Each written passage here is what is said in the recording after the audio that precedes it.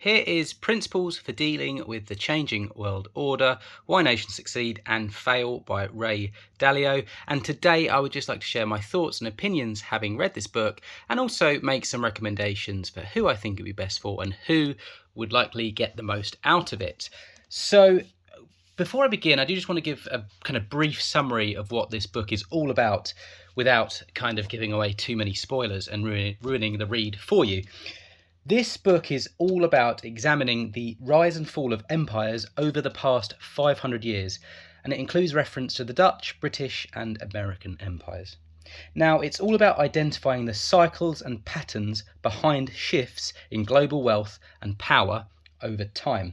And it provides a framework for understanding where we are in the cycle today and what may happen in the future.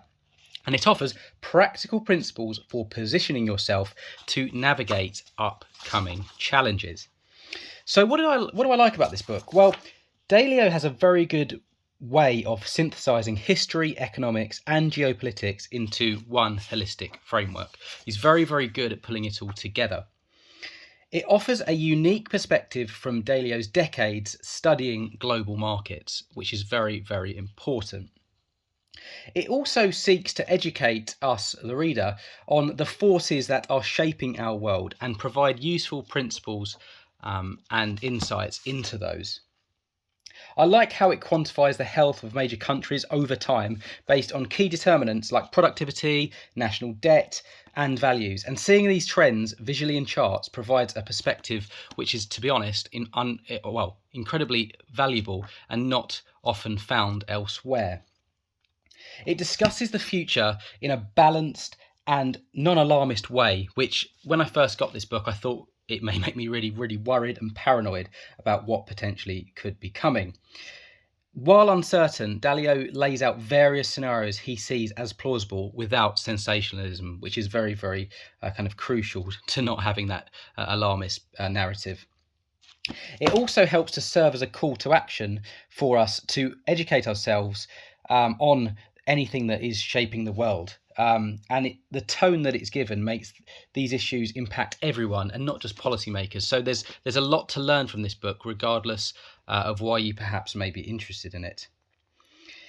The analysis of past cycles is put into the context of what could potentially be coming as well, which is, of course, imperative. And Dalio is able to explain historical patterns and economic forces in a kind of clear, logical and easy to follow way. So while this book is very dense, as you can see, it is easy to follow. And, you could read it from the first page to the end. It'd take you quite a lot of time, but you could also skip through it. So it's broken down into really kind of useful sections and chapters, or parts as it's known in this book, and you could kind of pick up the most valuable parts for you. There's also a section here, as you can see, on how to read this book. Dalio is very aware that this is a dense resource, so you can leverage it however you need to. So who would I recommend this book to? Well, anyone who's interested in economics, history, geopolitics and global affairs. Any investor who is looking to understand macro forces that impact markets.